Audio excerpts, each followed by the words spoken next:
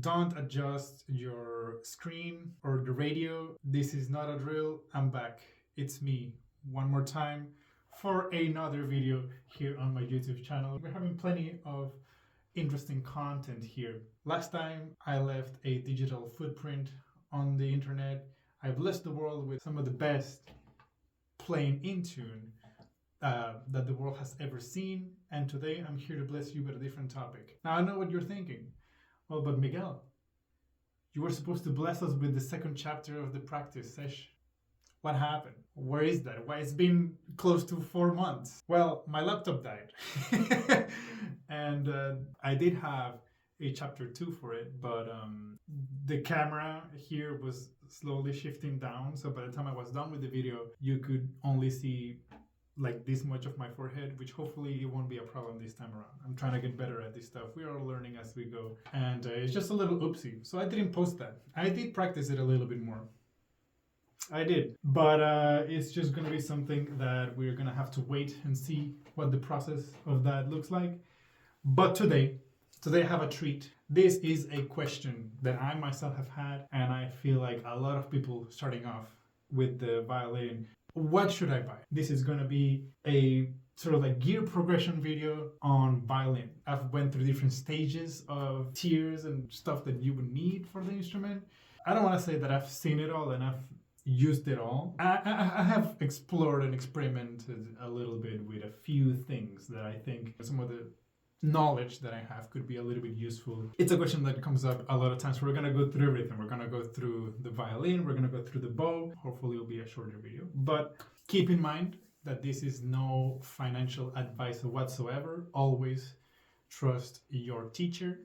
Always trust your peers, people that have direct access to your sound. Always trust them first. I'm just here to give you sort of some tips and tricks and things to consider. If you're thinking about spending 10K on that violin and you're like, man, I don't know if it's gonna be a good opportunity, hopefully this video is gonna help you clear out some of those thoughts. I even wrote a script for this thing. Where's my script? This is how serious I am about this topic. Because a lot of people just ask, well, I want to get into violin. Let me. How much should I spend? I heard that Stradivarius violins are like millions of dollars. Should I just spend like $500,000 to get like an okay instrument? No, don't do that. So I have here my violin, and I'm gonna use this to sort of explain a little bit of the things that you're gonna want to think about when you're buying your new instrument. And a few notes for that. First, we're gonna define some terms, because it can be easy to be like, oh, I want a new violin, and you go to the shop and then you see that it has like this cool little fine tuner pegs, it has like a cool little tailpiece, and you're like, that's so neat, the price of that's gonna be huge because of that. First thing to consider here, I have the violin. When I refer to the violin, we're gonna just refer to the body. That is everything that's the wood, this main section right here. Some people would not even consider the neck as the price, although I think if it's in one piece, if they have the body with the neck, if it's something that's like restored, or if it's a maker that sometimes makers put their face on it, sometimes that like adds value. I think it's a cool gimmick. I don't think it necessarily adds much, but what you want to look for in particular is that the body, this right here, not the strings, not the bridge, not the tailpiece, that doesn't add to the value of the instrument. The body, just this right here. This. When we're talking about the bow, we're talking about the bow, not the hair. Things to consider when you're looking at a bow. The main thing that devalues bows, I think, in my opinion, is when this breaks and the tip breaks right here. Everything that doesn't come with the bow from the maker itself, or from scratch, will devalue the bow to some degree. The hair doesn't matter. The hair is meant to be replaced. Although bad rehair, or someone that rehairs bow poorly, might end up damaging some of the elements that might devalue your bow. So that's something to take in mind if you have a really expensive bow and you're like, well, let me just take it to the Guitar Center. I've heard they rehair bows. Don't take your bow to Guitar Center. I don't even know if they do that, but if they do, don't do that. Accessories. This is what I'm talking about when I mentioned before. It can be anything from the chin rest. I would even consider the tailpiece, fine tuners. Those are accessories. The pegs could be accessories. Those fine tuner pegs, they could be accessories because they can be changed and they don't really matter much for the final price of the instrument. Shoulder rest, rosin, the stick that you rub on the bow for grip. That doesn't come in consideration when thinking of the price of the instrument. Even mutes, strings. Sometimes the bow and the sound post are gonna be key determinants on the sound of the instrument. So just because you have a violin that maybe doesn't work the best, maybe you feel like it could be a little better, like fine-tuning some things about the instrument can be done if you adjust the bridge or the sound post and things like that. But ultimately your violin is gonna sound the same-ish, most likely. And then when I talk about the setup, when I say setup, it's talking about everything. It's talking about all of this, including the strings, the fine tuners, the bridge, the sound post, the bow. That's the whole thing put together. So when you're starting off, you want to get your hands on literally anything that looks like a violin and sounds like a violin. If you have a kit and you go to, say, Guitar Center and you find a good old blue violin with just like half a bridge, just get it. Just get it. It's fine. When you're starting off, you just want to play. We forget sometimes that this is a thing that it's supposed to be played with. It's not supposed to be painful or sad or annoying, right? It's supposed to be play. We play music. We don't exercise music. We don't work music. It's supposed to be played. So when you're starting off, get literally anything. Could be an instrument that was in the attic. Maybe a cousin or an uncle or a grandpa had an instrument or knew of someone that had a fiddle that passed away. And so you decide, hey, let me grab that and give it a whirl. Just grab your hands on anything. Do make sure that the bridge works just fine, that nothing is glued. God. Make sure that nothing is glued. You shouldn't be spending more than $300, 300 hard-earned American dollars for your setup. Ideally, if you have an instrument that is heredited to you and you yourself are not putting any money down, that's great. Might be an instrument that's worth more than $300. Might be a setup that is worth more than $300, and that's perfect. That's great. You're lucky. But if you don't have anything and you go to the store and you go, let me get a violin, try not to spend more than $300. When you're intermediate level, maybe you're a little bit past Suzuki Book 1, maybe Suzuki Book 2, you're feeling like the instrument is starting to drag a little bit. You start to question things like position shifting, and maybe you're thinking about maybe like getting a little bit into vibrato and stuff like that. And you go, well, let's put on the big boy bucks. Let's see what else we can get. At this point, I will start spending anything above $300, maybe to like $1,500. And that's for violin and accessories. You can probably stick with the bow that you had for beginner level, unless it's something that you're growing out of. Some people get PS5s or a new graphics card for their computer. It's an investment, yes, but it's something that you can use, and it can be a gift or something, or you can just start a fund, save for it. I think if you really like it, it'll be worth it at the end. For the strings at this level, you can move towards something more synthetic once you get your hands on a new instrument, but still like a lower end. I wouldn't spend more than $60 on synthetic strings at this point, and I probably wouldn't worry much about bow rehair at this point. I know I'm giving very loose advice. I know probably, again, trust your teacher. Your teacher is the final word, but this is just what I would do from a frugal and financial point of view. When you get into like college level, congrats on choosing a career where making it big has the same chance as the Dallas Cowboys making it to the Super Bowl. It is slim. It is possible. You can make it. If you're really good, you can make it. If you're not really good, you still can make it. I believe it's possible. I don't like telling people, no, you shouldn't do it. You shouldn't aim for that. You should definitely aim for that. Why not? Who's going to stop you? At least try. And if it doesn't work, at least you try. But it's going to be a ride. And because it's going to be a ride, everything from this point forward needs to be purchased mindfully. Sometimes you're going to want to quit. But if you are the kind of people that say, I'm going to see this through the end, I chose music, I'm going to graduate with a music degree, I salute you, I commend you, because that's what I did. And so far it's been working pretty good. You chose music. Everything at this point is going to be an investment. Everything. This is no longer a hobby. This is a career. New instrument, new blah, blah, blah, has to be an investment. For what? What's the purpose? Better sound quality. And it's also for your audition process. If you have just a better setup, you're going to just sound better for auditions, right? At auditions, every single aspect matters when you're auditioning, every single aspect.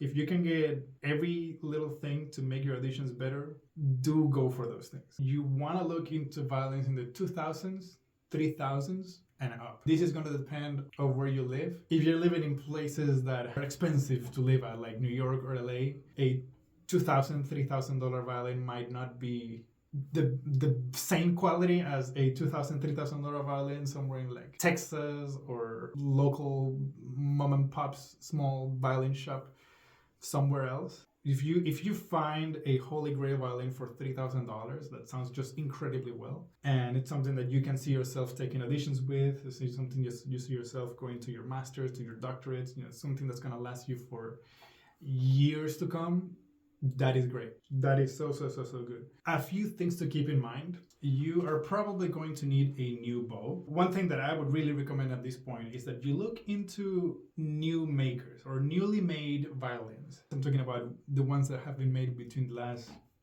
20 years or so. If you're looking into older instruments have kind of like maxed out their sound development. I think so. Their price is not gonna go up in value that much. But the beauty about it is that unless your instrument gets cracks or breaks apart and explodes one day, it's not gonna devalue in price much. And what's cool about violins that are made by people that are, one, still alive or made pretty fresh, is that their sound's gonna develop, therefore their sound's gonna get hopefully better. And that maker is most likely gonna keep on making instruments. That maker is most likely gonna increase the prices on his or her fiddles. So you could at least sell the instrument that you have for the price that they are selling theirs, because yours is theirs.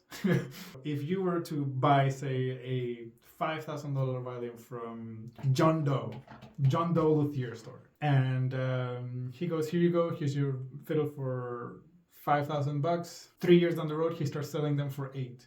Well, guess what, little buddy?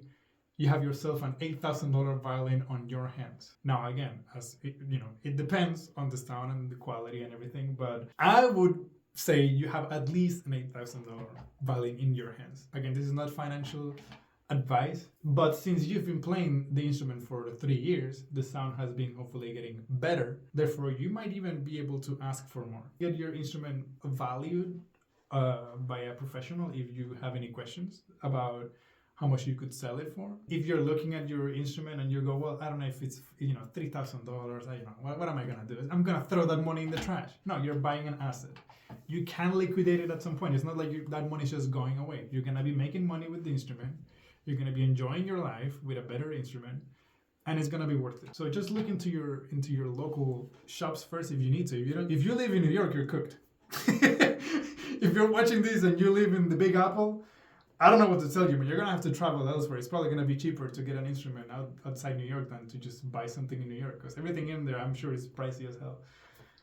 Unfortunately, pardon my French. The price of the bow, I would say, should be 1/3 of the price of the violin to about half, or maybe to about half the price of the violin. Anything above that, you're kind of getting diminishing returns, because you want to really maximize your violin first. You want to play the system. The system is get the violin first, then get the bow, and work around that. When you're getting to college, it's kind of like a discovery period in your life. What I encourage you to do is also discover your instrument, discover what is it that you like. So start experimenting a little bit with the shoulder rest, with the chin rest, with the strings. Maybe you like a tailpiece, maybe you like the fine tuner pegs. What can you do to make the instrument sound the best for you? So when you're getting into the advanced territory, I would say you really want to start spending like 5 digits money. Unfortunately, at this point, you should have a good all-around instrument, and you should have a good all-around bow, like at the bare minimum. And that's gonna look different for everyone. When you buy something, it's gonna be just giving you that extra edge, that extra responsiveness, extra projection, extra roundness in the sound. And this is where you're gonna have your Pernambuco bows. If you have a 5-digit instrument, why would you need really expensive strings? Let me say that again. If you have a 5-digit instrument, why are you in need to find the right strings that do this, to do that, blah, blah, blah? to strings. I wanted strings that like my E strings, just like not give me that extra. If you buy a car, if you buy a car and one of the tires is gone, would you buy that car? Something to think about. At this point, you shouldn't be spending much on accessories. At this point, you should have an instrument that just works. No compromises. You're spending quite a bit of money. It's gotta sound good, out the box. I will still apply the same tips, but you shouldn't need to do much to it. Maybe if it's a new instrument, maybe you need to do a little bit of sound adjustment down the road. But if you're struggling to be like, I don't like how this string sounds, or I don't like the responsiveness on this, you should be able to use dominants or evapiracies on your instrument and call it good. Now, I know what I said before. Everything that you do in an audition is gonna matter. I have a competition coming up.